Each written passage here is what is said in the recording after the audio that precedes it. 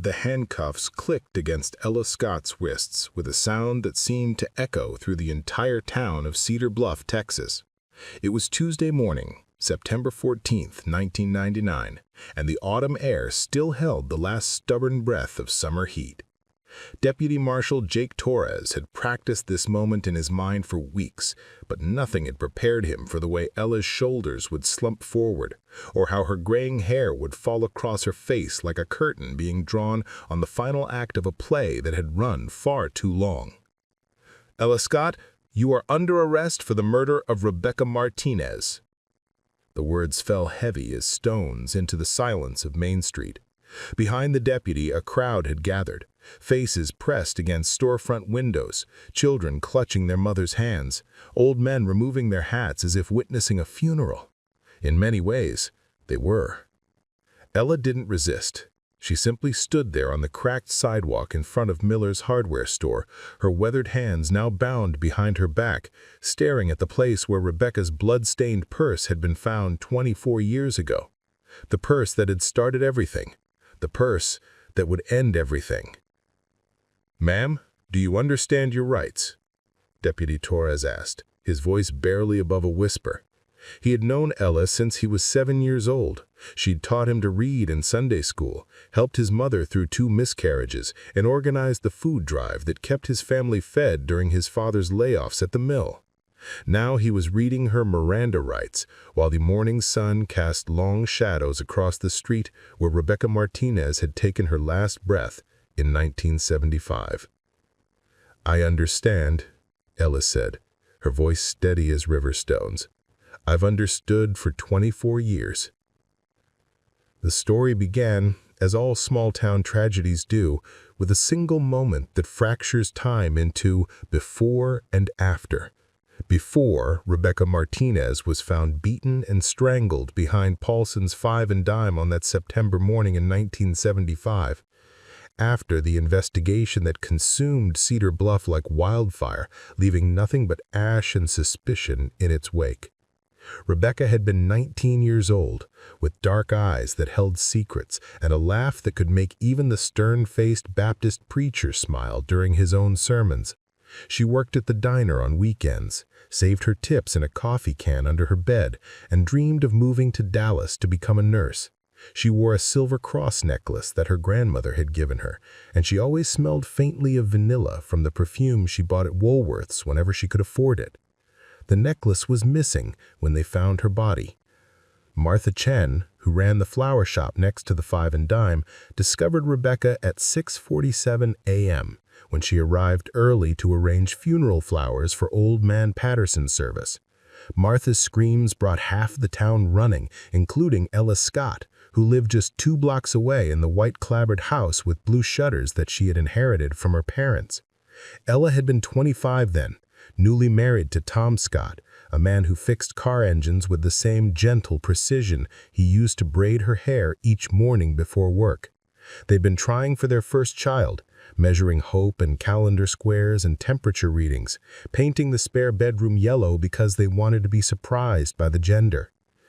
"Sweet Jesus," Ella had whispered when she saw Rebecca's broken form lying among the discarded cardboard boxes and autumn leaves.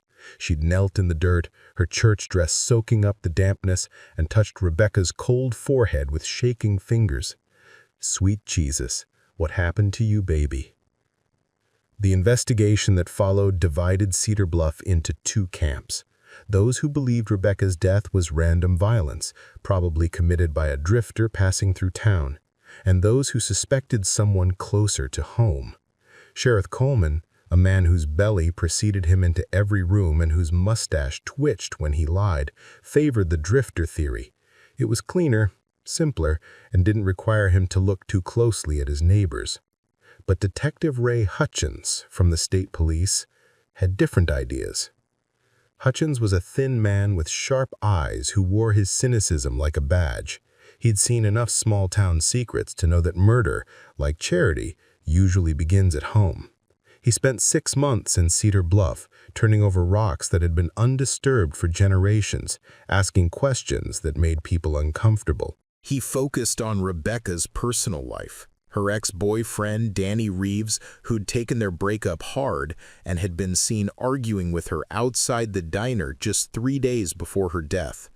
Her supervisor at the diner, Pete Morales, who'd been making unwanted advances that Rebecca had repeatedly rejected. The married man she'd been seen with twice at the drive-in theater, though no one could agree on who he was or if he even existed. But Hutchins kept coming back to the church ladies. Rebecca had been involved in a heated discussion with the Women's Auxiliary about the upcoming fundraiser for new hymnals. There had been accusations of missing money, whispered conversations that stopped abruptly when others approached, and a tension that seemed to center around Rebecca's insistence that the books needed to be examined by an outside auditor. Ella Scott had been the treasurer of the Women's Auxiliary. "It don't make sense," Tom Scott had said to his wife one evening as they sat on their front porch, watching the sunset paint the sky the color of old blood. "Ray Hutchins keeps asking about you, about the church money, about whether you and Rebecca had words." Ella had rocked in her chair, the one her grandfather had built when she was a child, listening to the evening symphony of crickets and cicadas. "People talk when they're scared. They need someone to blame, someone to point at so they can sleep at night. But why you?" Ella had looked at her husband then, this good man who believed the world was fundamentally fair and that truth would always rise to the surface like cream. "Because I was there when they found her. Because I touched her face. Because I held her purse when Martha was having hysterics." The purse. Rebecca's small brown leather purse with the broken clasp that she'd been meaning to fix for months. It had been found 15 feet from her body, emptied of money, but containing everything else: lipstick, comb, car keys, a grocery list written in Rebecca's careful handwriting, and a folded piece of paper with numbers on it that no one could make sense of. Detective Hutchins had bagged the purse as evidence, but somehow it had ended up in Ella's possession 3 days later. No one could explain how or why. Ella claims she'd never seen it before it was handed to her by Deputy Coleman, the sheriff's nephew, who said someone had told him to give it to her for safekeeping. The confusion became suspicion, suspicion became accusation, and accusation in a town like Cedar Bluff became truth through repetition. But there was never enough evidence to arrest anyone. The case grew cold as winter settled over East Texas, and Detective Hutchins eventually returned to the state capitol with nothing but theories and a thick file that would gather dust for 24 years. Life in Cedar Bluff tried to return to normal. People still shopped at Paulson's Five and Dime, though they gave a wide berth to the alley where Rebecca had died. The Women's Auxiliary continued to meet, though the dynamic had changed. Conversations more guarded, trust replaced by a careful politeness that fooled no one. Ella Scott became a different woman after Rebecca's death. The yellow spare bedroom was repainted white, and it became a guest room that never had guests. She threw herself into community service with an intensity that some called admirable and others called penance. She organized food drives, taught Sunday school, visited the sick and elderly, and slowly rebuilt her reputation one good deed at a time. But Cedar Bluff never forgot. In small towns, memory is passed down like china patterns and family feuds. Children who weren't born when Rebecca Martinez died grew up knowing the story, knowing about the purse, knowing about the questions that were never answered. And now, 24 years later, on this September morning that felt like stepping back in time, Ella Scott stood in handcuffs while the past finally caught up with the present. "The purse," Deputy Torres said as he guided Ella toward his patrol car. "They found new evidence in the purse."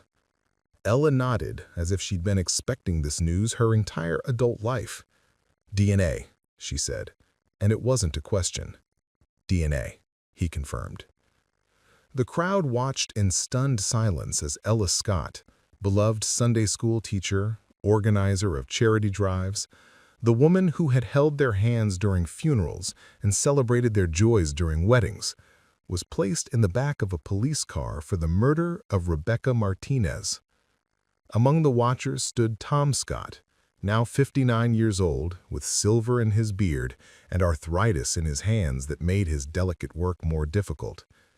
He hadn't spoken to his wife in 3 years, not since she'd finally told him the truth about that September morning in 1975.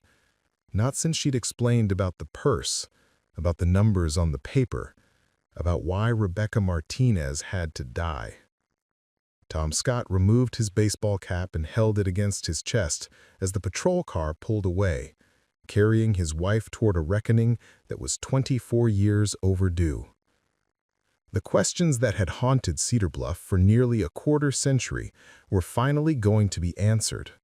But the answers, everyone was beginning to realize, were going to be far more devastating than the mystery had ever been. The Cedar Bluff County Jail was a squat brick building that looked more like a post office than a place where people waited to learn their fate. Ella Scott sat on the narrow cot in her cell, her hands folded in her lap, staring at the single window that offered a view of the courthouse square where she'd attended 4th of July celebrations and Christmas tree lightings for 49 years. The silence was different here than it was at home. At home, silence was filled with the familiar sounds of life continuing, the refrigerator's hum, the neighbor's dog barking at passing cars, the subtle creaks and sighs of a house settling into evening. Here, silence was absolute, broken only by the distant sound of traffic and the occasional footsteps of deputies walking past her cell. She'd been allowed one phone call, and she'd used it not to contact a lawyer, but to call her sister Margaret in Houston. "Maggie," she said, when her sister answered, her voice smaller than it had been since she was a child. "They arrested me." The pause on the other end of the line stretched like taffy. Margaret Scott Williams was 3 years older than Ella, had moved to Houston in 1978, and had spent the past 2 decades building a life that had nothing to do with Cedar Bluff or the ghosts that haunted its streets. "For Rebecca," she had said, and it wasn't a question either. "For Rebecca." "Oh, Ella. Oh, my sweet sister. I was hoping we'd all be dead before this day came." Margaret had promised to drive down the next morning with a lawyer, someone good from the city who wouldn't be influenced by small-town politics or 24-year-old gossip.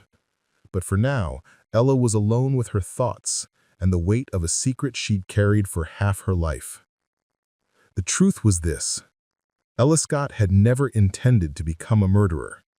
She'd grown up believing in the fundamental goodness of people, in the power of prayer and hard work, in the idea that doing right would always triumph over doing wrong. She'd been raised by parents who read Bible verses at breakfast and donated 10% of their income to the church, even when money was so tight they ate beans and cornbread for weeks at a time. Ella had been the kind of child who rescued baby birds and cried when flowers died.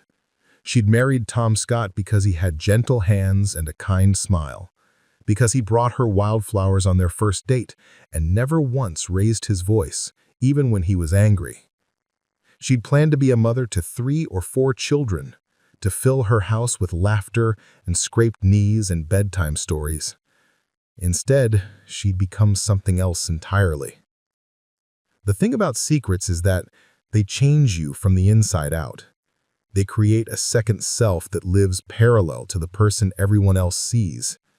Ella Scott, the Sunday school teacher, the woman who organized charity drives and visited shut-ins and made casseroles for grieving families, was real. But she existed alongside Ella Scott, the killer, the woman who had taken another person's life and lived with that knowledge for 24 years. The morning of September 12, 1975, had started like any other. Ella had woken at 5:30 a.m., made coffee, and started preparing for her day. Tom was working the early shift at the garage, so she ate her toast and jam alone at the kitchen table. reading the newspaper and mentally reviewing her to-do list for the Women's Auxiliary meeting that evening. The Women's Auxiliary of Cedar Bluff Methodist Church was supposed to be about fellowship and charity, about bringing the community together through shared faith and common purpose. In reality, it was often a battlefield of personalities, competing visions, and the kind of petty rivalries that can consume small communities like brush fire. The controversy over the hymnal fund had been building for months. The auxiliary had raised nearly $3,000 through bake sales, garage sales, and direct donations, a significant sum for a congregation of 200 members in 1975. The money was meant to purchase new hymnals to replace the tattered books that had been in use since the 1940s. But Rebecca Martinez had discovered discrepancies in the books. Rebecca worked part-time as a bookkeeper for her uncle's construction business, and she had a sharp eye for numbers. When she volunteered to help reconcile the auxiliary's accounts, she'd found deposits that didn't match the recorded donations, expenses that couldn't be verified, and a pattern of small withdrawals that seemed to correspond with auxiliary meetings. Someone was stealing from the hymnal fund. Rebecca had approached Ella privately first, since Ella was the treasurer and would be the logical person to address the problem. They'd met at the diner after Rebecca's shift, sitting in a back booth with Rebecca's careful notes spread between them, like evidence at a trial. "I don't want to make trouble," Rebecca had said, her dark eyes serious. "But Ella, someone's been taking money.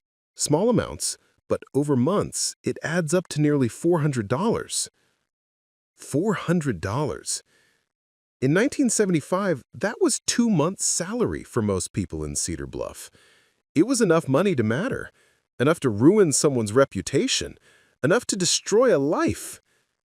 Ella had stared at the numbers, her coffee growing cold as she realized what Rebecca was telling her. The pattern was clear once you knew how to look at it.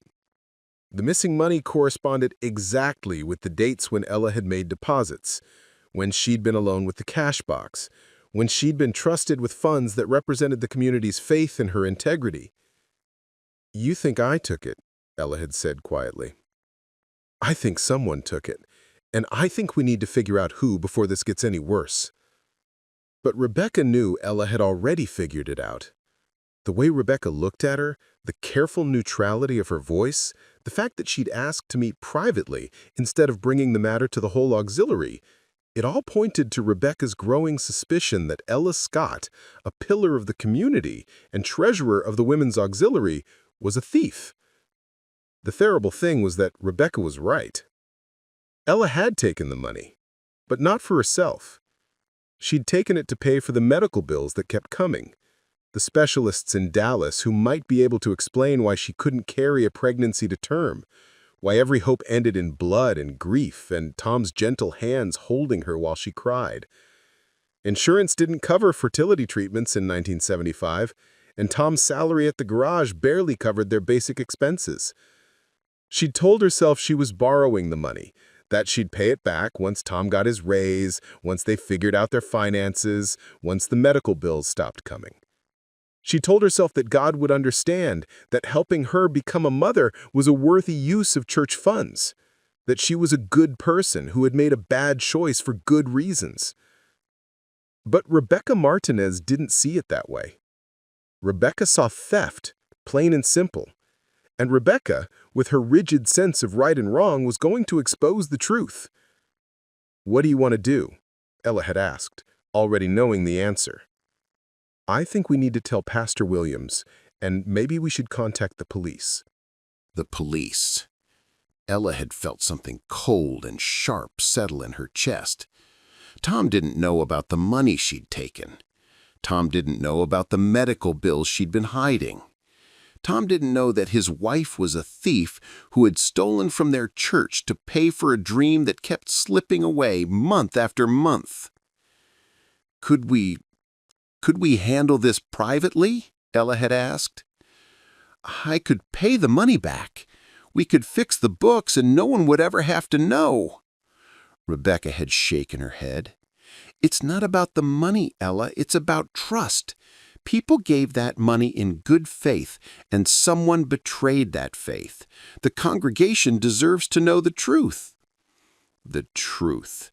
As if the truth was always simple, always clear, always the best option. As if the truth wouldn't destroy Ella's marriage, her reputation, her entire life in the only town she'd ever called home. "Please," Ella had whispered, "please, Rebecca, think about what you're doing. Think about the damage this will cause." But Rebecca Martinez was 19 years old, and 19-year-olds believe in absolutes. Right was right, wrong was wrong, and complicated circumstances didn't excuse simple theft.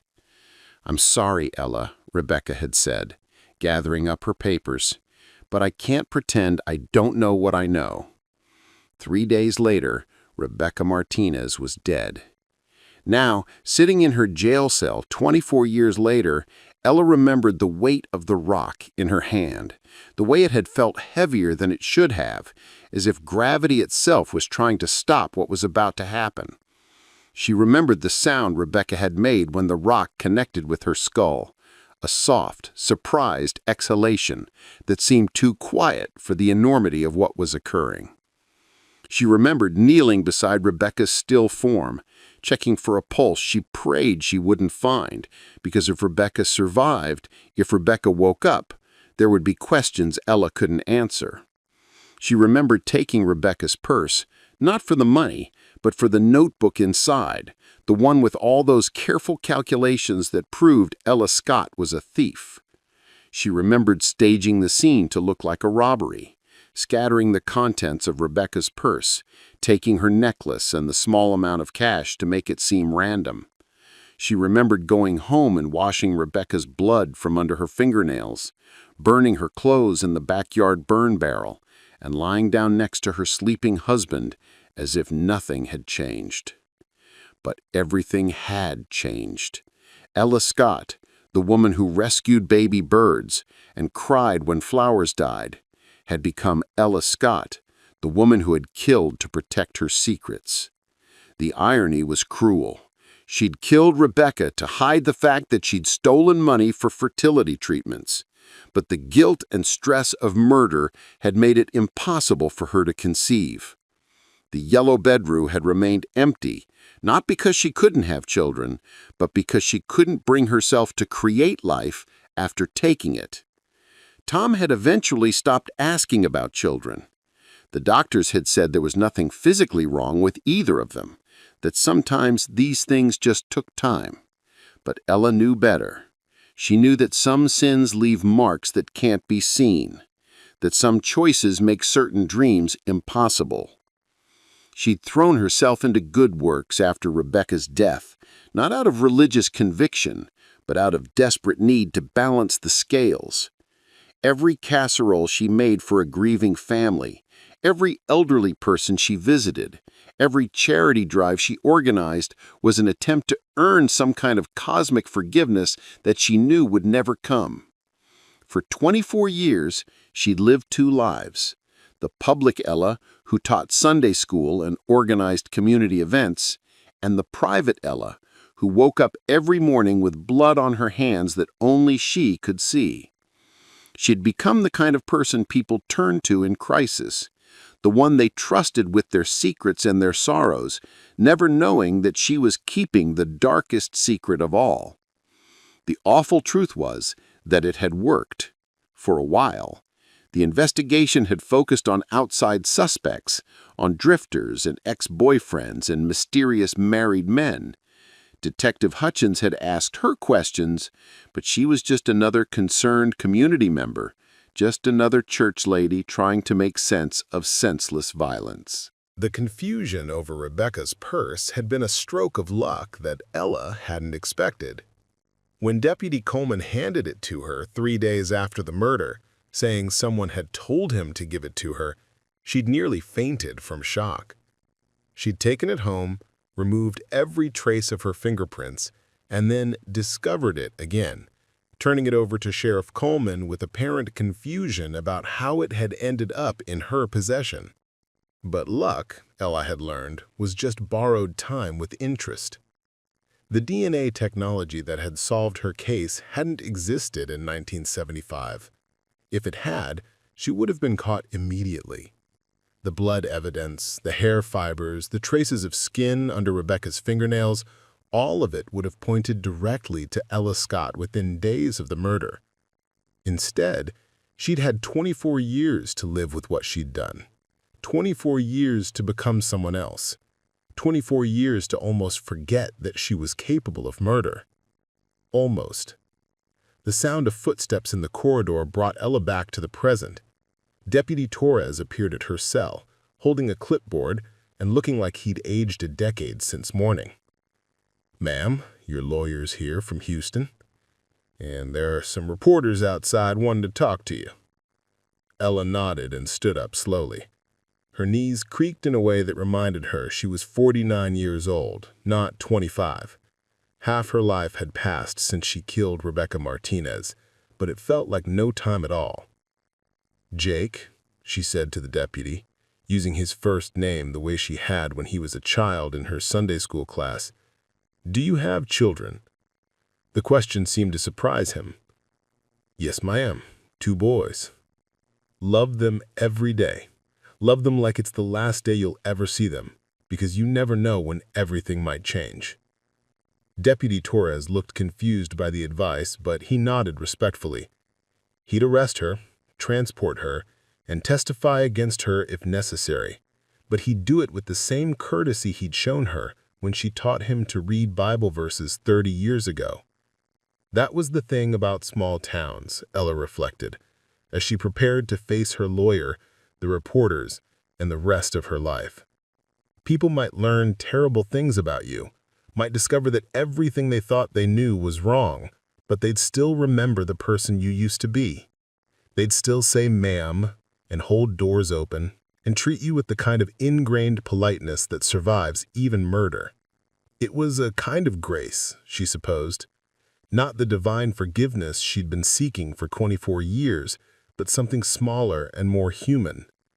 The grace of people who choose to hold on to your good moments after they learn about your worst ones. She just hoped it would be enough to see her through what came next. The news of Ella Scott's arrest spread through Cedar Bluff like spilled water, seeping into every corner of the community and leaving nothing untouched. By noon on Tuesday, 3 news vans from Dallas television stations had arrived, their satellites and cameras turning the quiet courthouse square into a makeshift media circus. By evening, reporters from Houston and Austin had joined them, transforming Cedar Bluff into the kind of place it had never wanted to be, the center of a national story. Margaret Scott Williams arrived from Houston at 2:15 p.m., driving a silver Mercedes that looked out of place on Main Street as a spaceship. She brought with her David Castellanos, a criminal defense attorney whose reputation preceded him like expensive cologne. Castellanos was the kind of lawyer who defended oil executives and politicians' children, who wore $1,000 suits and never took cases he couldn't win. The fact that he was here, in Cedar Bluff, representing Ella Scott for what everyone assumed was a murder she'd clearly committed, told the community everything they needed to know about how seriously the Scott family was taking this situation. "My client will not be making any statements at this time," Castellanos announced to the assembled media, his voice carrying the authority of someone accustomed to being listened to. "We are confident that when all the facts are presented, Mrs. Scott will be completely vindicated." But the facts, as they began to emerge over the following days, seemed to point in only one direction. The breakthrough in the Rebecca Martinez case had come from an unlikely source, a graduate student at the University of Texas who was working on a thesis about cold cases and DNA evidence. Jennifer Park had requested access to unsolved murder files from 12 Texas counties, looking for cases where biological evidence had been preserved but never tested with modern techniques. The Cedar Bluff case had caught her attention not because of its complexity, but because of its simplicity. A young woman murdered in an alley behind a store, evidence that suggested robbery, a community traumatized by violence. It was exactly the kind of case that newer DNA technology might solve quickly and definitively. Jennifer had worked with the Texas Department of Public Safety Crime Lab to test samples that had been preserved in the evidence locker for nearly a quarter-century. Hair fibers found on Rebecca's clothing, skin cells recovered from under her fingernails, trace blood evidence from her purse that didn't match the victim. The DNA profile that emerged from the testing matched Ella Scott's genetic signature with what the lab report called virtually complete certainty. There's a better chance of being struck by lightning while winning the lottery than this DNA belonging to anyone other than your wife, District Attorney Patricia Vance explained to Tom Scott during the awkward conversation she'd felt obligated to have with him before the arrest. Tom had listened in silence, sitting in the chair across from D.A. Vance's desk, his calloused hands folded in his lap like he was praying. When she finished explaining the evidence, he had asked only one question. "How long have you known?" "The lab results came back 3 weeks ago," Vance had admitted. "We'd been building the case, making sure everything was solid before we moved forward." 3 weeks. Tom had gone home that evening and looked at his wife, really looked at her, trying to see the woman who had killed Rebecca Martinez. But all he saw was Ella, the same woman he'd married 27 years ago, the same woman who hummed while doing dishes and fell asleep reading mystery novels and worried about the neighbor's cat when it didn't come around for its evening treats. He'd known, of course. Some part of him had always known. Not the details, not the specifics of that September morning in 1975, but something deeper and more fundamental. He'd known that his wife carried a secret that was slowly consuming her from the inside out. He'd known that her inability to have children wasn't medical, but psychological, that some trauma was preventing her body from doing what it was designed to do. He'd known, and he'd chosen not to know, because the alternative was too terrible to contemplate.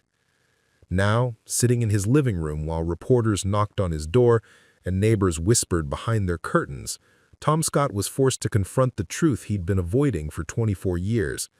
His wife was a murderer, and he'd spent half his life married to someone he'd never really known. The community's reaction was swift and divided.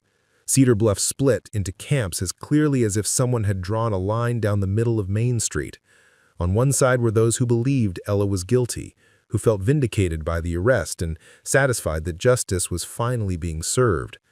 On the other side were those who simply couldn't reconcile the Ella Scott they knew with the woman accused of beating Rebecca Martinez to death. "I don't care what the DNA says," declared Betty Morrison, who had worked alongside Ella in the church kitchen for 15 years. "That woman organized the food drive that kept my family fed when Harold was out of work. She sat with my mother every day for 3 weeks when she was dying of cancer. She's not capable of murder." But others saw the arrest differently. "I always wondered about her," said Frank Paulson, whose father had owned the Five and Dime where Rebecca's body was found. "Too helpful, you know? Like she was trying to make up for something. Good people don't have to work that hard to prove they're good." Ella had looked older in the weeks since her arrest, as if the secret she'd been carrying had been physically holding her together, and its release had allowed gravity to reclaim her. Her hair needed washing, her hands shook when she drank coffee, and her eyes had a hollow quality that reminded Margaret of their mother during her final illness. "They love who they think I am," Ella corrected. "They don't know about the woman who picked up a rock and used it to crush a 19-year-old girl's skull. They don't know about the woman who knelt beside Rebecca's body and felt relief instead of horror when she couldn't find a pulse." The conversations between the sisters were difficult in ways that went beyond the obvious tragedy of the situation.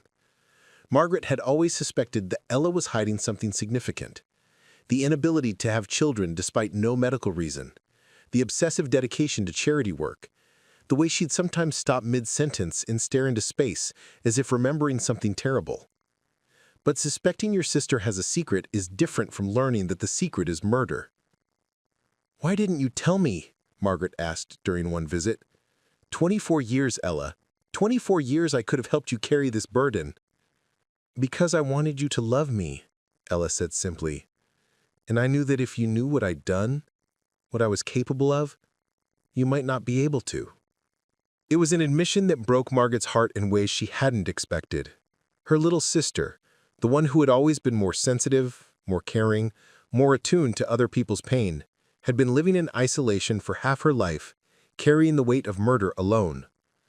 The toll of the secret had manifested in ways Margaret now recognized with horrifying clarity. Ella's insomnia, which had started shortly after Rebecca's death and never really ended. Her tendency to flinch when people approached her from behind. The way she'd sometimes stop talking mid-sentence as if remembering something that made words impossible. The compulsive cleanliness. The way she washed her hands dozens of times a day, scrubbing until her skin was raw. I kept thinking I could feel her blood under my fingernails, Ellie admitted during one of their conversations. Even after I'd scrubbed them clean, even after 24 years, sometimes I'd look down and swear I could still see it. The psychological damage was extensive, but it was the spiritual damage that seemed to have wounded Ella most deeply. She'd been raised to believe in redemption, in the possibility of forgiveness, in the idea that sincere repentance could wash away any sin. But she'd never been able to repent for Rebecca's murder because repentance required confession, and confession would have destroyed not just her life, but Tom's as well. I tried to pray for forgiveness, she told Margaret, but every time I started to confess what I'd done, I'd think about Tom, about what it would do to him. So I'd stop and try to find other ways to make amends. The other ways had consumed her life. The charity work, the community service, the constant effort to be more helpful, more generous, more selfless than anyone else. It was all an attempt to earn a forgiveness that couldn't be purchased with good deeds. Meanwhile, the legal machinery continued to grind forward with inexorable momentum. David Castellanos, despite his reputation and his client's financial resources, was finding few options for mounting a defense. The DNA evidence was overwhelming, the circumstantial evidence was compelling, and Ella's own psychological state seemed to point toward guilt rather than innocence. She's not denying it, Castellanos told Margaret during one of their strategy sessions. She won't say she didn't do it, won't let me argue that the DNA was contaminated or misprocessed. She keeps saying she wants to tell the truth, which in legal terms is another way of saying she wants to plead guilty. But Margaret wasn't ready to give up on her sister, even if Ella seemed ready to give up on herself. She began conducting her own investigation, not to prove Ella's innocence, the DNA evidence made that impossible, but to understand the full context of what happened in 1975. She interviewed Tom, who had finally moved out of the house he'd shared with Ella for 27 years.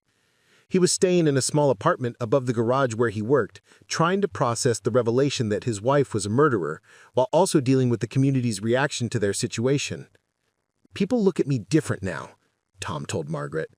"Like they're wondering what kind of man lives with a killer for 24 years and doesn't know it. Like maybe I helped her cover it up, or maybe I knew all along and just didn't care."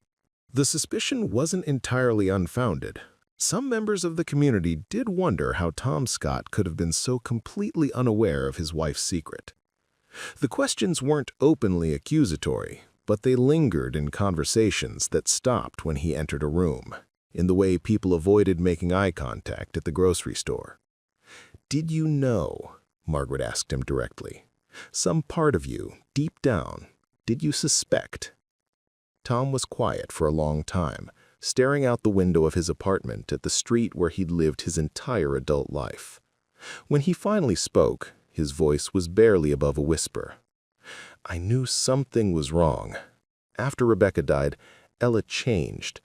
She became harder, somehow, more determined to prove she was a good person, like she was trying to convince herself of something."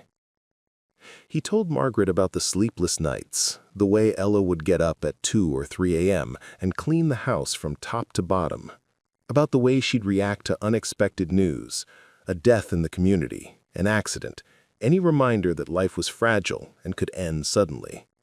She'd go to pieces, complete breakdown. I thought it was just because she was sensitive, because she cared so much about other people. But now I wonder if it was guilt, if every death reminded her of what she'd done. Margaret also tracked down some of the people who had been involved in the original investigation.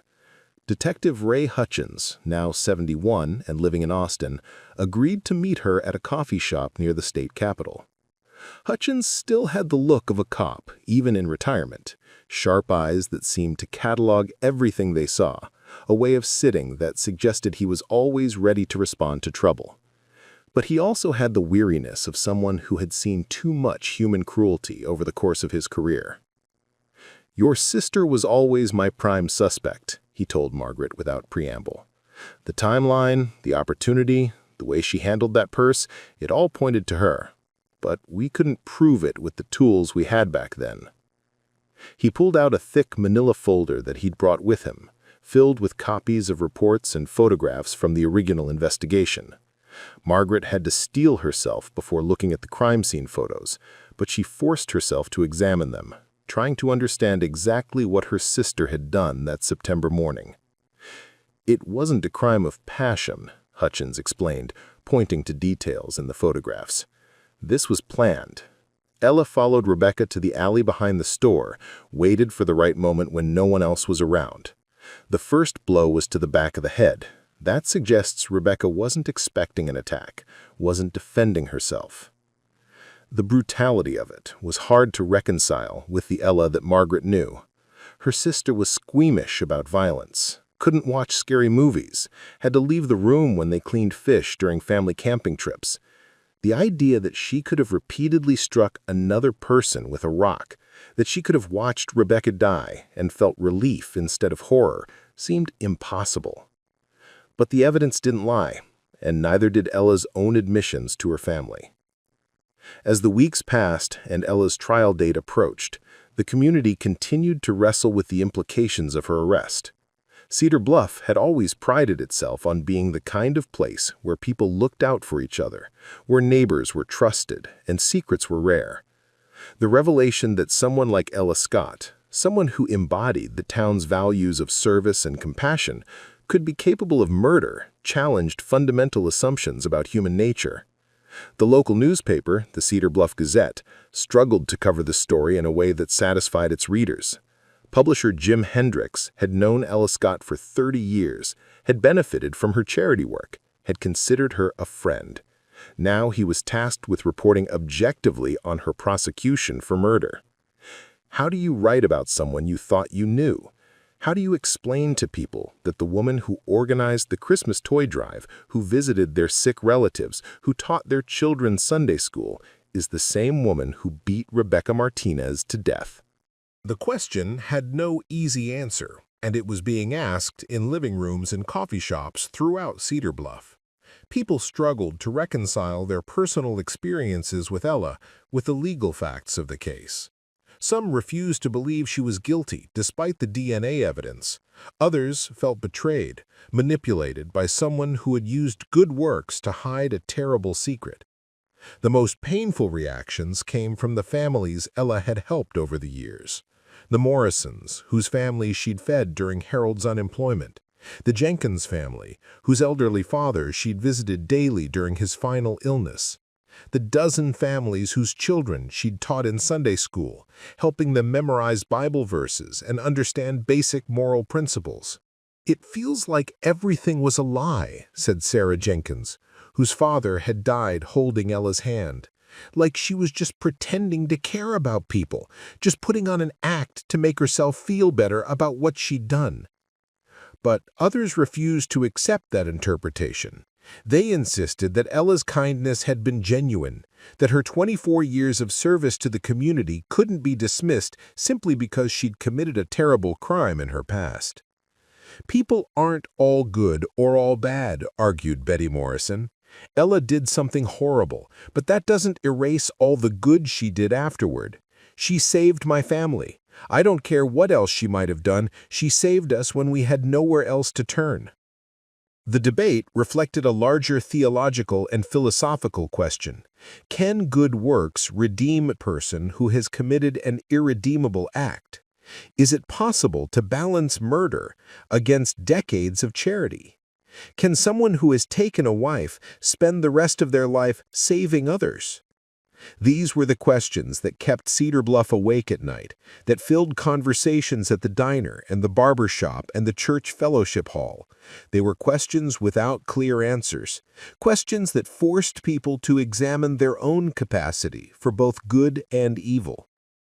Preparing and narrating this type of story took us long efforts and hard work.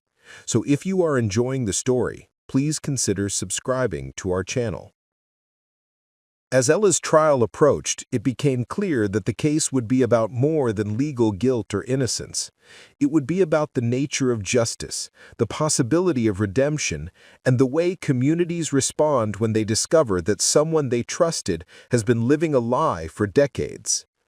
The woman who had spent 24 years trying to atone for murder was about to face judgment not just from a jury of her peers, but from the community that had loved her, trusted her, and now had to decide what her life's work meant in the context of her crime. The trial of Ella Scott began on a cold Monday morning in February 2000, 5 months after her arrest. The Cedar Bluff courthouse, built in 1923 and renovated only twice since then, had never seen anything like the media attention and public interest that surrounded the case. Every seat in the courtroom was filled, with overflow crowds gathering outside despite the unseasonable chill that had settled over East Texas.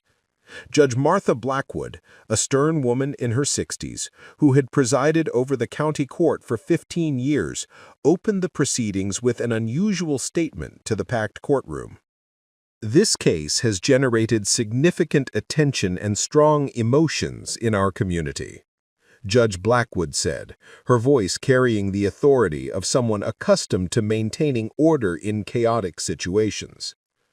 I want everyone present to remember that we are here to determine legal guilt or innocence based on evidence and law, not to relitigate 24 years of community relationships or to debate the nature of redemption. Those are important discussions, but they belong in churches and coffee shops, not in my courtroom. District Attorney Patricia Vance opened for the prosecution with a statement that was both methodical and devastating.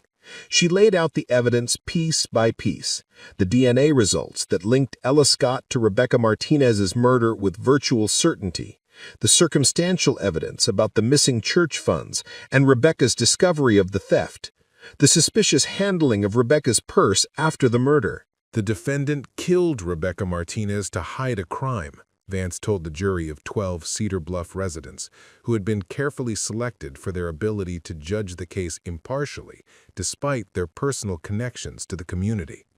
She stole money from her church, and when Rebecca Martinez threatened to expose that theft, the defendant murdered her. Then she spent 24 years living a lie, using good works and community service to deflect suspicion from herself. But Vance's most powerful moment came when she called Tom Scott to testify. Tom had aged visibly in the months since his wife's arrest.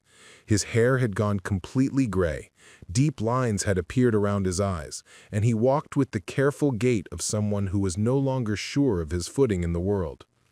He took the witness stand wearing his only suit, the same one he'd worn to his wedding 27 years earlier, now too loose on his diminished frame. Mr. Scott, D.A. Vance began, how long were you married to the defendant? 27 years, Tom answered, his voice barely audible. 27 years this past June. During that time, did your wife ever tell you that she had killed Rebecca Martinez? The question hung in the air like smoke. Tom stared at his hands for a long moment before answering. No, she never told me directly. But you suspected, didn't you, Mr. Scott? David Castellanos rose to object, but Tom was already answering. I knew something was wrong. After Rebecca died, Ella changed. She became obsessed with helping people, like she was trying to make up for something. But I never thought she could kill someone. The admission broke something in the courtroom. Several people began crying quietly, including Margaret Scott Williams, who sat in the front row behind the defense table. Tom's testimony was devastating not because it proved Ella's guilt, the DNA evidence had already done that, but because it revealed the collateral damage of her secret, the way her crime had poisoned even her most intimate relationship.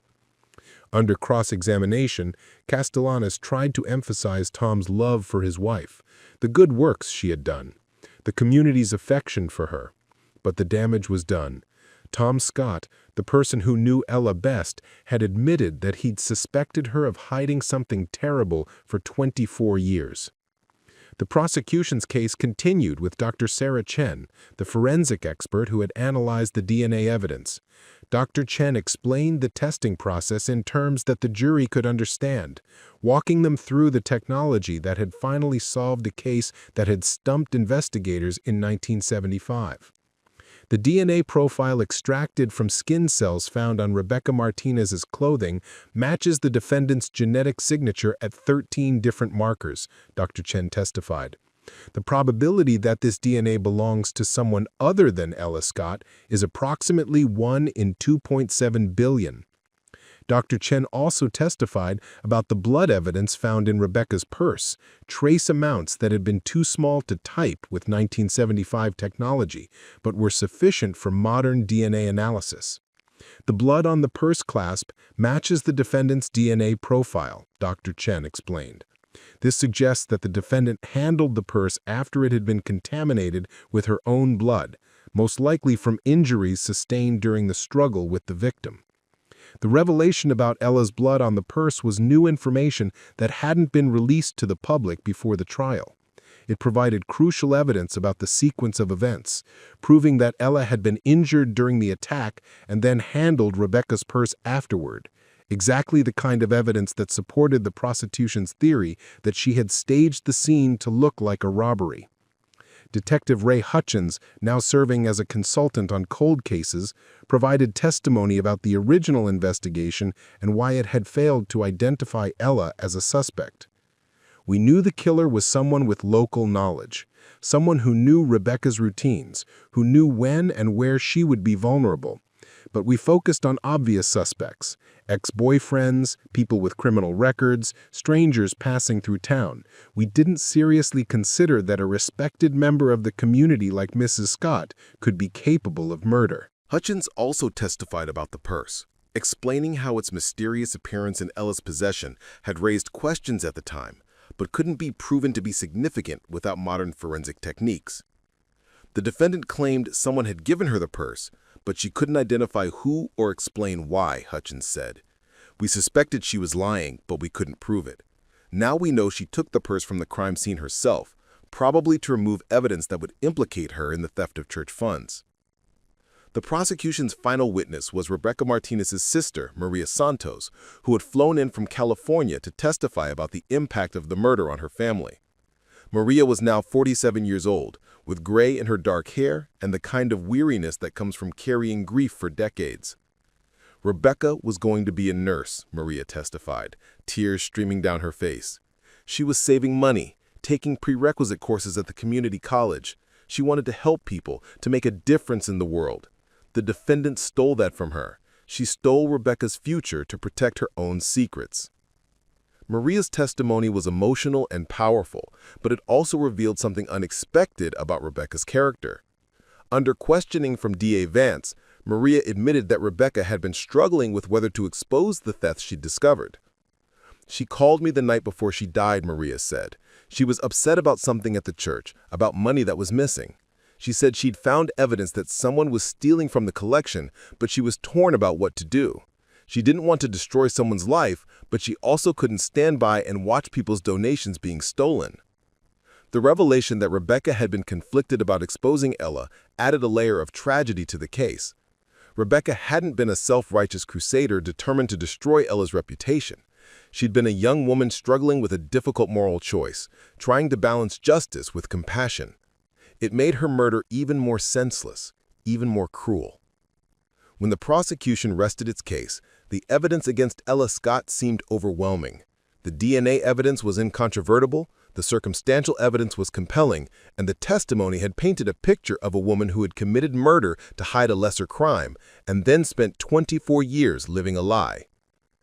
David Castellanos faced an almost impossible task in defending his client. He couldn't challenge the DNA evidence, couldn't dispute the facts of the case, and couldn't rely on an alibi defense since Ella had already admitted to being at the scene. His only hope was to present a different interpretation of the same facts, to argue that Ella's 24 years of community service represented genuine remorse and should be considered in mitigation of her crime. Castellanos opened his defense with a bold strategy. He put Ella Scott herself on the witness stand.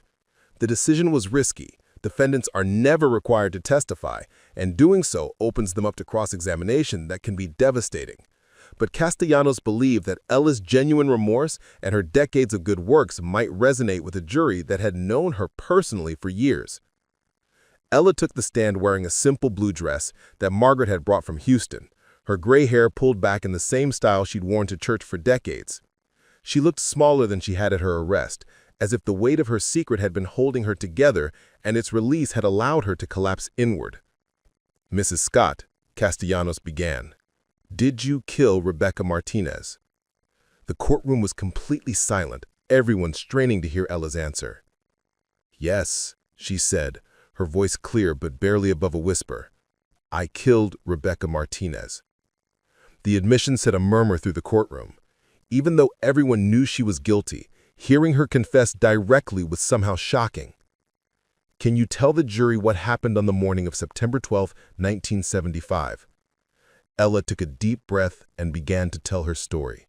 She spoke about the missing church funds, about the fertility treatment she'd been desperate to afford, about the calculations Rebecca had shown her that proved that someone was stealing from the hymnal fund. "I had taken the money," Ella testified. "I told myself I was borrowing it, that I would pay it back when Tom got his raise. But I knew it was stealing, and I knew Rebecca was going to expose me." She described the meeting with Rebecca at the diner, the way the young woman had looked at her with a mixture of sympathy and determination. "She said she had to tell the truth," Ella continued. "She said the congregation deserved to know what had happened to their donations. And I knew my life was over. My marriage, my reputation, everything I'd worked for, it would all be destroyed." Ella's voice broke as she described following Rebecca to the alley behind Paulson's Five and Dime, waiting for the right moment when no one was around. "I picked up a rock," she said, staring at her hands as if she could still see the blood on them. "I told myself I was just going to scare her, convince her to keep quiet. But when I raised the rock, when I saw the fear in her eyes, I felt this terrible rage, not just at her, but at everything, at my body for not being able to carry a baby, at Tom for not making enough money, at God for letting me suffer while other people seemed to have everything they wanted." The courtroom was completely silent as Ella described the murder. Her testimony was devastating in its honesty, providing details that only the killer could know. "I hit her once, and she fell down, but she wasn't dead. She was looking at me, trying to say something. And I realized that if she lived, if she told people what had happened, everything would come out anyway. So I hit her again and again until she stopped moving." The rawness of Ella's confession was almost unbearable to witness. Several jurors were crying, and even Judge Blackwood looked shaken by the defendant's testimony. Ella also testified about the 24 years that followed, about the guilt and the desperate attempts to atone for what she'd done. "Every good thing I did afterward was because of Rebecca," she said. "Every meal I cooked for a grieving family, every sick person I visited, every charity drive I organized, it was all trying to make up for taking her life. I know it doesn't balance the scales. I know nothing I could do would ever bring her back or make this right, but I had to try." Under cross-examination, D.A. Vance pressed Ella about her deception, about the 24 years she'd spent lying to her husband, her community, and herself. "You let other people be suspected of this crime," Vance said. You watched as the community turned suspicious glances towards Rebecca's ex-boyfriend, towards strangers, towards anyone except you. Didn't you feel any obligation to tell the truth? I felt obligated to Tom, Ella answered. If I confessed, it would have destroyed his life too. He didn't deserve to suffer for what I'd done. So you chose your husband's comfort over justice for Rebecca Martinez. The question hit its target. Ella was quiet for a long moment before answering. I chose cowardice over courage. I chose my own selfish interests over doing the right thing, and I've regretted that choice every day for 24 years. The prosecution called several rebuttal witnesses, people who testified about the impact of Ella's deception on the community. Pastor Williams spoke about the loss of trust in the church, about congregants who had stopped attending services because they felt they could no longer judge people's true character. Sheriff Coleman, now retired, testified about the resources that had been wasted investigating innocent people while the real killer lived among them, respected and trusted. We questioned dozens of people, Coleman said. We put families through hell, destroyed relationships, made people suspicious of their neighbors, all while the killer was sitting in church every Sunday, teaching children Bible verses. The final witness was Jennifer Park, the graduate student whose thesis project had led to the breakthrough in the case. Jennifer testified about the importance of using new technology to solve old crimes, about the closure that DNA evidence could bring to families who had waited decades for answers. But Jennifer's testimony also included an unexpected revelation. During her research, she had discovered that the Cedar Bluff case wasn't unique. There were dozens of similar cases across Texas where DNA evidence was finally providing answers to murders that had remained unsolved for decades. Cold cases aren't really cold, Jennifer explained to the jury.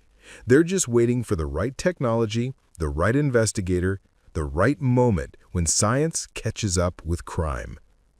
Mrs. Scott's case represents both the power of modern forensics and the importance of never giving up on seeking justice for victims.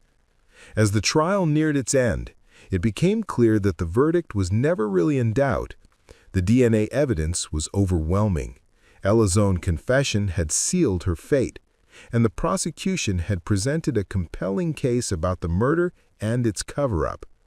But the trial had also revealed something else: the complex nature of human morality. The way good and evil could coexist in the same person. The possibility that someone could commit a terrible crime and still spend decades genuinely trying to make amends. The jury deliberated for less than 3 hours before returning with their verdict: guilty of murder in the first degree. As Judge Blackwood read the verdict, Ella Scott sat perfectly still, her hands folded in her lap, looking like she was praying. She didn't cry, didn't react, didn't show any emotion at all. She had been expecting this outcome for 24 years. But in the gallery, the community that had loved her, trusted her, and been betrayed by her struggled to process what the verdict meant. Justice had been served, the truth had finally been revealed, but the cost had been enormous. Cedar Bluff had lost not just its innocence, but its faith in the possibility of truly knowing another person. The woman who had taught their children, helped their families, and embodied their values had been revealed as a killer, and now they all had to figure out how to live with that knowledge. The sentencing hearing for Ella Scott took place 3 weeks after her conviction for the 1975 murder of Rebecca Martinez, marking not an ending, but the beginning of a complex 50-year journey that would fundamentally challenge a small Texas town's understanding of justice, redemption, and human nature. This case would become one of the most psychologically complex criminal stories in American legal history, raising profound questions about the nature of evil, the possibility of atonement, and the capacity of communities to heal from betrayal. Judge Blackwood's courtroom was packed to capacity for the sentencing, but the atmosphere differed markedly from the trial proceedings. Media attention had begun to wane as other national stories captured public interest, leaving primarily local residents to witness what many hoped would bring closure to their deeply wounded community. The faces in the gallery reflected the complicated emotions that had come to define Cedar Bluff's relationship with Ella Scott. Profound anger at the betrayal, grief that extended far beyond Rebecca Martinez's death, and a reluctant compassion born from decades of witnessing Ella's genuine service to others. Most damaging to Ella's case was Vance's characterization of her decades of community service. Rather than viewing these acts as genuine redemption, the prosecutor argued they represented calculated manipulation designed to deflect suspicion and maintain the lie she was living. This interpretation recast every charitable act, every moment of comfort provided to grieving families, every hour spent teaching Sunday school as part of an elaborate deception designed to protect Ella from the consequences of her crime. Defense attorney David Castellanos faced the seemingly impossible task of arguing for mercy for a client who had committed murder and then spent 24 years living a lie. His strategy was both passionate and carefully reasoned, presenting the court with a fundamentally different interpretation of the same facts that had convinced a jury of Ella's guilt. Your Honor, this case forces us to confront fundamental questions about the nature of justice, redemption, and human worth, Castellanos began. Yes, Ella Scott committed a terrible crime 24 years ago, but she also spent the next 24 years living a life of genuine service to others, making amends in the only way available to her while carrying the unbearable burden of her secret. The defense called a parade of character witnesses whose testimony created a complex portrait of a woman who had undeniably committed an unforgivable crime, but had also genuinely dedicated her life to helping others. Betty Morrison's testimony was particularly powerful, as she described how Ella had literally saved her family from starvation during her husband's unemployment. For 3 months, Ella had organized food drives and personally ensured the Morrison family had groceries every week, never seeking recognition or repayment. Dr. Patricia Hughes, who had worked closely with Ella on numerous charity projects over the years, testified about her extraordinary dedication to helping others and her remarkable ability to organize community responses to crises. She described how Ella would often be the first person to arrive when families faced medical emergencies, deaths, or financial hardships, and how she had an uncanny ability to know exactly what kind of help was needed without being asked. The most emotionally devastating testimony came from Sarah Jenkins, whose elderly father had been visited daily by Ella during his final months of life. Through tears, Sarah described how Ella had become part of their family during that difficult time, helping with medication schedules, reading aloud when his eyesight failed, and providing comfort during moments of fear and confusion. She didn't just visit him, Sarah testified, her voice breaking. She became part of our family. She helped him with his medication, read to him when his eyesight failed, held his hand when he was scared. When he died, she was there with us, and she helped us through our grief. I don't care what else she might have done. She gave my father dignity and comfort in his last days, and she gave our family a gift that can never be repaid. Margaret Scott Williams also testified, speaking about her sister's psychological torment over the past 24 years and her genuine remorse for what she had done. She never got over what she did to Rebecca. It consumed her, changed her, made her into someone who couldn't rest until she had helped everyone she could possibly help. She couldn't bring Rebecca back, so she spent her life trying to save everyone else.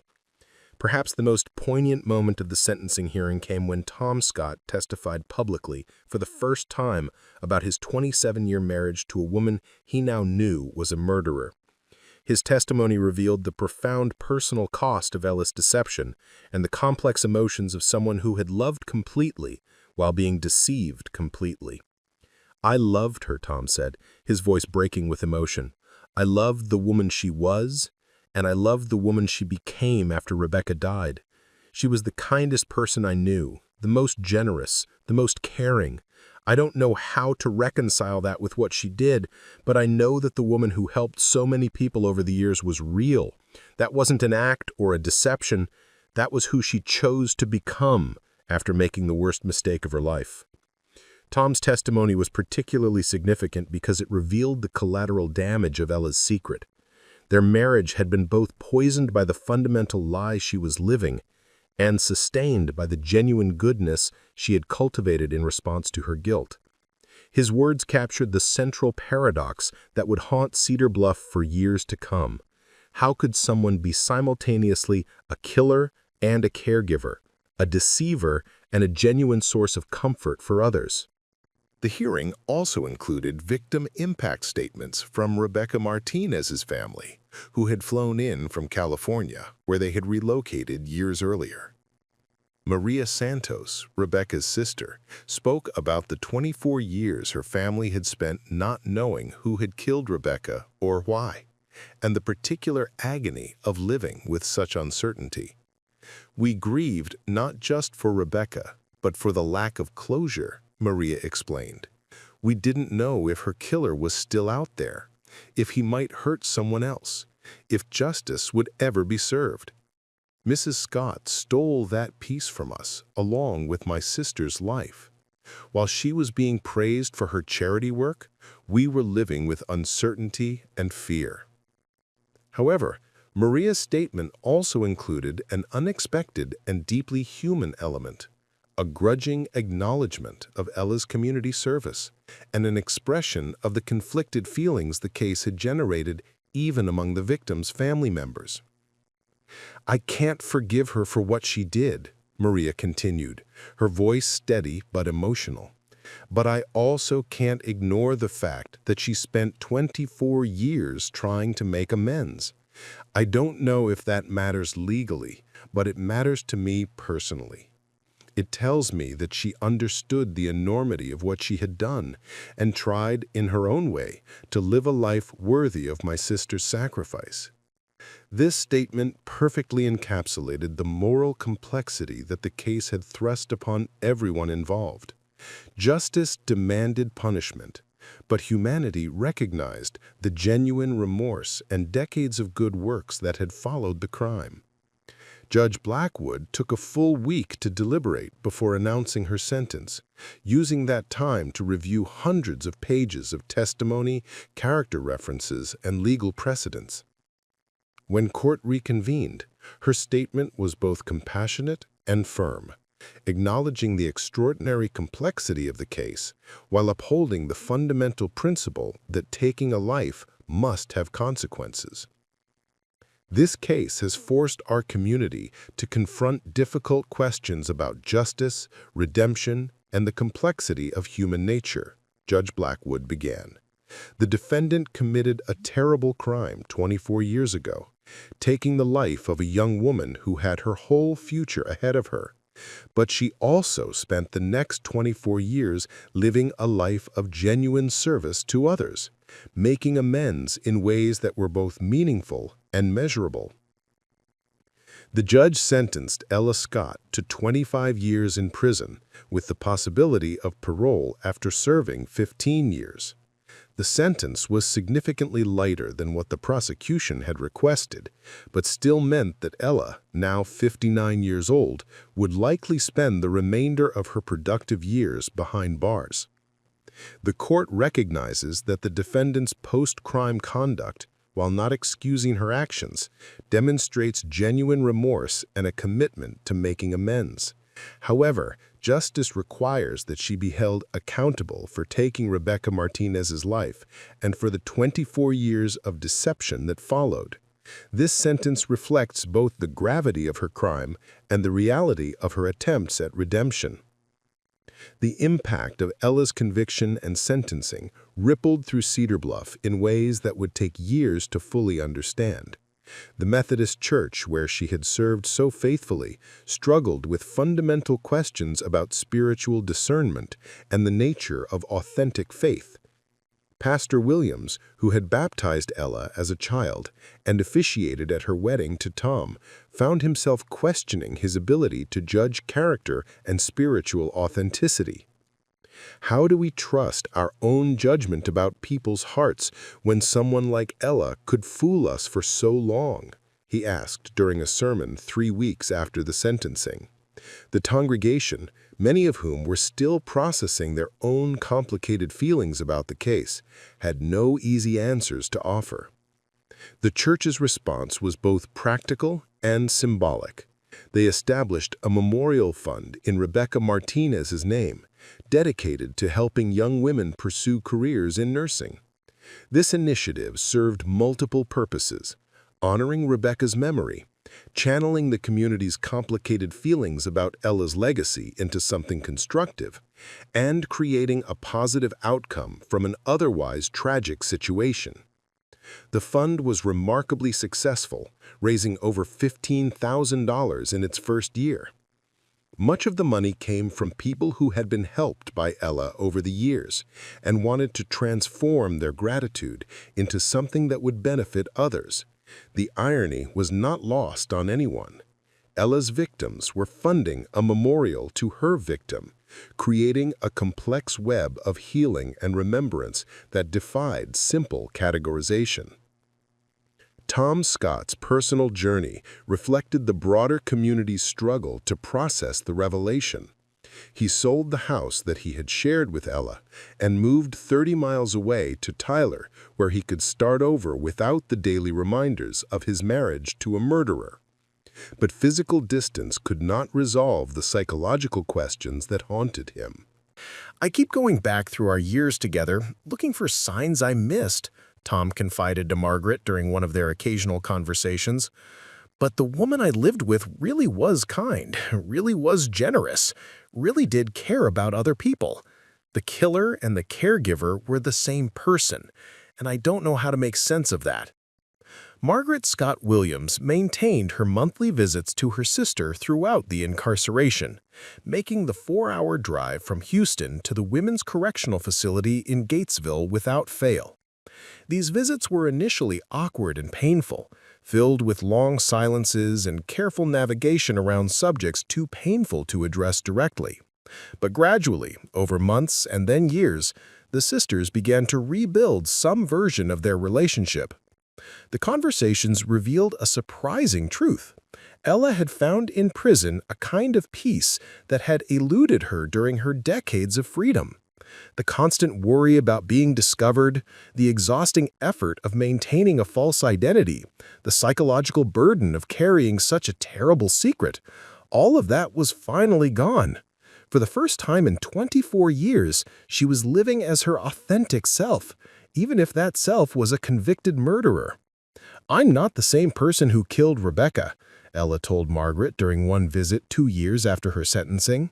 "But I'm not the same person who spent 24 years trying to make amends either. Prison changes you.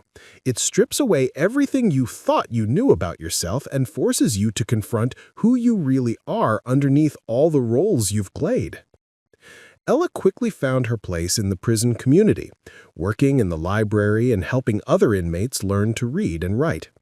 She organized a book club that met every Tuesday evening, leading discussions about literature that often became deeper conversations about redemption, forgiveness, and the possibility of change.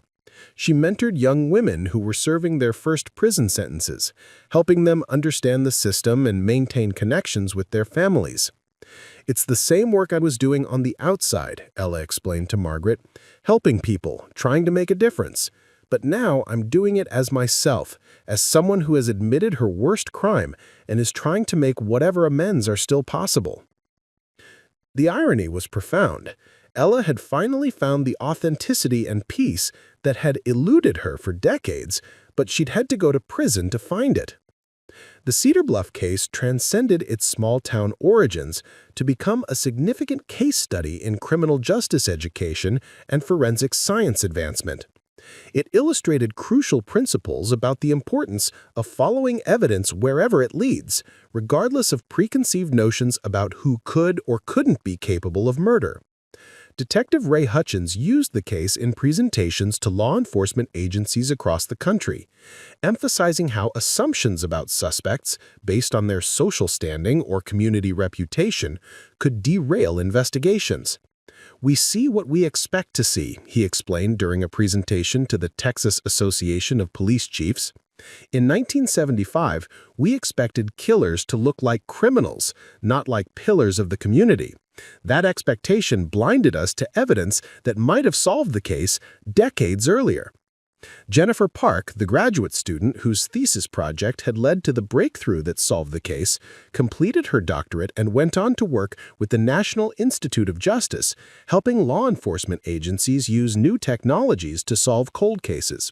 She credited the Cedar Bluff case with shaping her understanding of how scientific advances could bring closure to families and communities that had been waiting decades for answers. Every cold case represents not just an unsolved crime, but ongoing trauma for families and communities.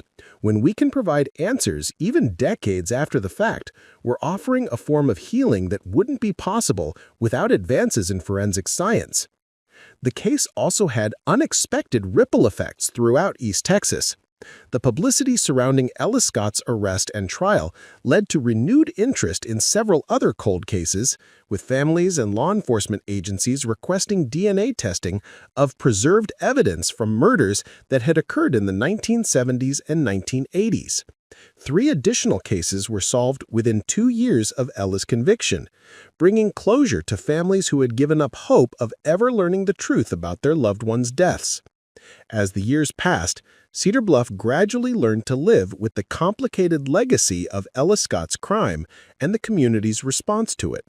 The immediate trauma of the revelation faded, but the deeper questions it had raised about trust, judgment, and human nature remained embedded in the town's collective consciousness. The town's character had been fundamentally changed by the experience of learning that someone they had trusted completely had been living a lie for decades. Parents found themselves having different conversations with their children about moral complexity, about the fact that people could be both good and evil, both trustworthy and deceptive. The simple moral frameworks that had guided the community for generations, clear distinctions between good and evil, innocent and guilty, trustworthy and deceptive, had been shattered by the revelation that someone could be all of these things simultaneously. But in many ways, this change was positive. Cedar Bluff became a more thoughtful, less judgmental community, one that had learned to appreciate the complexity of human nature and the importance of looking beyond surface appearances. The town developed a more nuanced understanding of justice and mercy, recognizing that real-world situations rarely fit into neat moral categories.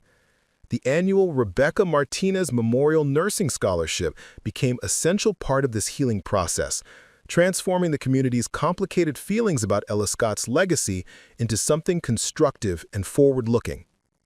The scholarship program began sending young women to nursing school starting in 2003, with the first recipient being Carmen Valdez, a 19-year-old from a neighboring town who had been inspired by Rebecca's story to pursue a career in healthcare. "I know I can't replace Rebecca or undo what happened to her," Carmen said at the scholarship ceremony, "but I can try to fulfill some of the dreams that were stolen from her, to help people the way she wanted to help people." Tom Scott's personal journey reflected the broader themes of forgiveness and renewal that came to define the case's long-term impact. After years of struggling with questions about his judgment and his ability to truly know another person, he eventually found love again with Linda Patterson, a widow who had moved to Tyler from Arkansas after her husband's death.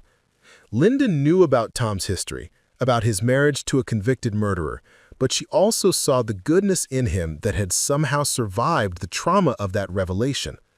"Tom's not responsible for what Ella did," Linda explained to friends who questioned her decision to marry him. "He was a victim too in his own way. He loved someone completely and was betrayed completely. That doesn't make him a bad person. It makes him someone who understands the importance of honesty in a relationship." Tom and Linda's marriage was built on a foundation of complete transparency that Tom had never experienced before. There were no secrets, no hidden aspects of their lives, no careful navigation around subjects that were too dangerous to discuss. It was the kind of relationship Tom had thought he'd had with Ella, but now he understood the profound difference between genuine intimacy and the illusion of closeness with someone who was hiding fundamental truths about themselves. Ella's parole hearing in 2010, after serving 15 years of her 25-year sentence, attracted significant attention from legal scholars and victims' rights advocates. The three-member parole board had reviewed her extensive file, including her exemplary disciplinary record, her leadership in prison's educational programs, and hundreds of letters of support from fellow inmates, prison staff, and people from Cedar Bluff who had been helped by her charity work over the years. When asked why she believed she should be released, Ellis spoke directly and honestly. "I killed Rebecca Martinez because I was a coward. I was afraid of the consequences of my theft, afraid of disappointing my husband, afraid of losing my place in the community. That fear led me to take a young woman's life and then to live a lie for 24 years. I can't undo what I did, and I can't bring Rebecca back. But I've spent the last 15 years trying to understand how someone like me could commit such a terrible crime and trying to help other women avoid the kind of thinking that leads to violence." The parole board granted her release with conditions including regular meetings with the parole officer, community service requirements, and restrictions on travel outside Texas. Ella Scott was released on February 15, 2010, 15 years and 5 months after her arrest. Margaret was waiting for her outside the facility along with an unexpected figure, Linda Patterson, Tom's second wife, who had driven over from Tyler to offer her support. Linda delivered a message that provided a measure of closure Tom had been seeking for 15 years. "Tom wanted you to know that he forgives you. He wanted you to know that he understands you were in pain, and that he's sorry he wasn't able to help you find a better way to deal with that pain." Ellis celebrated her 70th birthday in 2015 in a small apartment in Houston, surrounded by a chosen family of women she had met through her work with a nonprofit organization that provided support services to formerly incarcerated individuals. The apartment was modest but comfortable, filled with books, plants, and photographs of the dozens of women she had helped transition from prison to productive lives in the community. She worked part-time as a counselor and full-time as a volunteer, drawing on her unique experience both as someone who had committed a serious crime and as someone who had spent decades trying to make amends. Her clients were women who had been released from prison and were struggling to rebuild their lives, to find housing and employment and community in a world that often saw their criminal records before seeing their potential. "The hardest part isn't learning new skills or finding a job," Ella explained to a reporter doing a follow-up story on her case for the 20th anniversary of Rebecca Martinez's murder being solved. "The hardest part is learning to forgive yourself enough to believe you deserve a second chance." On the 20th anniversary of the case being solved, Ella wrote her first and only letter to the Cedar Bluff Gazette, a message that sparked significant discussion about redemption, justice, and the possibility of genuine change. "I want the people of Cedar Bluff to know that not a day passes that I don't think about Rebecca Martinez and the life that was stolen from her. I want her family to know that her memory has been a constant presence in my attempts to live a life worthy of the mercy I've been shown. People aren't all good or all evil. We're complicated beings capable of both great harm and great healing. I pray that my story serves as a reminder that our worst moments don't have to define us, but they must be acknowledged and atoned for if we're to find any peace in this life." 25 years after the sentencing, 50 years after Rebecca Martinez's murder, the case continued to generate discussion and reflection about fundamental questions of human nature and justice. Carmen Valdez, now head of pediatric nursing at Dallas Children's Hospital and a mother herself, visited the memorial garden behind the Methodist Church with her teenage daughter Sophia, continuing a tradition of remembrance and reflection that had become part of the community's healing process. Sophia, at 17, just 2 years younger than Rebecca had been when she was killed, asked the questions that had haunted Cedar Bluff for half a century. Why do you think Mrs. Scott did it? Do you think she found peace? Do you think Rebecca would have forgiven her? Carmen's responses, shaped by decades of reflection and her own experience fulfilling Rebecca's dream of becoming a nurse, offered the wisdom that had emerged from the community's long journey toward healing. I think she was afraid. Fear can make people do terrible things, things they never imagined they were capable of. Her good works mattered, but they couldn't erase what she took from Rebecca. Maybe she found not peace exactly, but purpose, spending 50 years trying to make amends for one terrible moment. And Rebecca, known for her gentleness and dream of helping children, would have wanted Mrs. Scott to live a life worthy of the mercy she'd been given. As they walked back to their car, leaving behind the memorial garden where Rebecca Martinez was remembered not as a murder victim, but as a young woman whose dreams of helping others had inspired decades of service by people who had never known her, the enduring message of the Cedar Bluff case became clear. Ella Scott's legacy remained irreducibly complicated. She was simultaneously a killer and a healer, someone who had taken life and someone who had spent decades trying to give life back to the world. Her story became a profound meditation on the nature of justice, the possibility of redemption, and the complicated ways that communities heal from trauma. The Texas murder mystery that had shocked a small town and captivated a nation had evolved into something far more significant than a crime story. It had become a reminder that truth was usually more complicated than headlines suggested, that people were capable of both great evil and great good, and that real justice required not just punishment for past crimes, but wisdom about how to build healthier communities for the future. The questions raised by the case: how do we judge someone who has done both great harm and great good? How do communities forgive without forgetting? How do individuals find peace after committing irreversible acts? Honored both Rebecca Martinez's memory and Ella Scott's complicated legacy. They recognized the full complexity of human nature and the ongoing struggle between justice and mercy that defines our common humanity, offering no easy answers, but providing a framework for understanding the profound moral complexities that shape our lives and our communities. Preparing and narrating this type of story took us long efforts and hard work, so if you are enjoying the story, please consider subscribing to our channel.